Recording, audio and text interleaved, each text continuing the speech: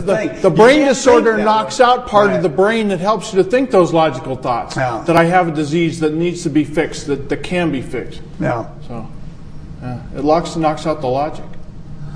Yeah, it's a...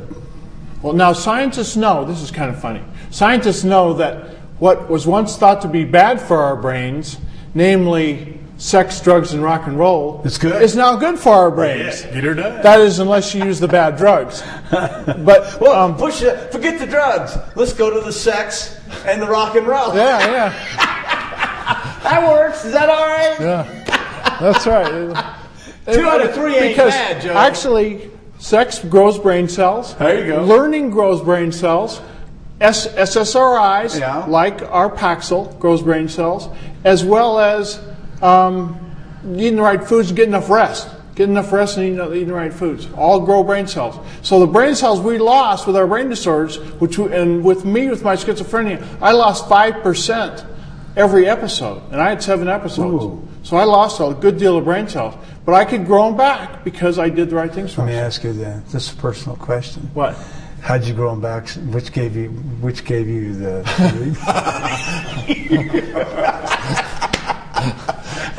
That's just between us.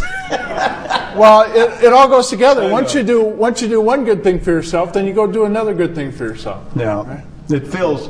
I think the wonderful thing about any mental disorder or disease, it's the same thing, is once we realize that that's what we have, and we deal with it, and then you just gather knowledge, and then once you gather the knowledge, the fear factor goes away because you start to understand it, and it's fascinating to watch how we.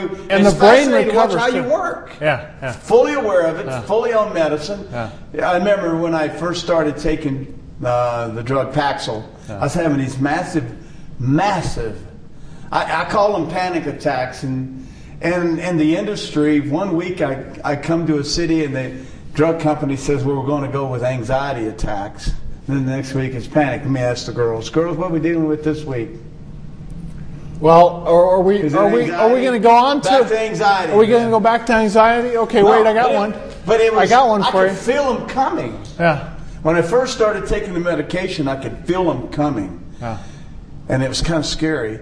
And then the medicine would run them away, and now none, zero. I haven't had a panic attack in 4 years, 5 years. The weather guy had panic attacks too. Who? Who's the weather guy on? For who? The Good Morning guy, Good Morning America weather guy. Oh, I don't know. He had panic. I can't remember his name, but I can't remember, but. Anyway, in a recent U.S. News article, I saw that you were pictured with the caption of overcoming depression and ADHD. Right. Attention, hyperactivity. Nice combination. Nice combination. We know those of you who have ADHD half outgrow it. But I can remember in junior high school where I was too ADHD. I couldn't sit in my seat, but I did outgrow it, and then I grew into schizophrenia. But how do you take care of your ADHD? Well, one of the things. Does the Paxil one of the things? You know what? Actually, it does. Because I don't know that much about the ADHD. The attention to the ADD or ADHD. The medicine I was taking was Adderall. The Adderall would take care of that, but it wouldn't take care of the depression. Mm-hmm. So I had the 2 illnesses or diseases. So which one you want to deal with? And I wanted to deal with the depression. So I stopped taking the Adderall because the Paxil CR actually does help me here. And there's so many of the symptoms in depression very similar to ADHD. So, but I'd always dealt with this. And so this actually helps this. Okay. I've even asked the doctor, Paxil actually helps me here. And they said, yeah, this wouldn't help. Adderall would not help me there. So, and I'm like you, I'm 55 years old, and I'm still, still bounce off walls. Okay. But once again, we understand we have it, and we deal with it, and we'll have a hard, ever since I started taking the antidepressants, I've been able to read, which is something I've never been able to do, and to focus and concentrate. To write. You're writing books? I wrote books, but I don't like writing books. But the main thing is I can focus in and read, manage my business better. I mean, I can concentrate and get things done. Well, you have to be able to do that to do the Fox stuff too. Of course, that's kind of a turn it on stuff. Yeah, that's football though. That's kind of a passion. I think one of the misnomers about depression, Joe, is that people think you can't be successful. Now, your happiness is the thing that suffers, but you can be successful, and it never had. And in my case, it certainly is not going to steal your personality from you.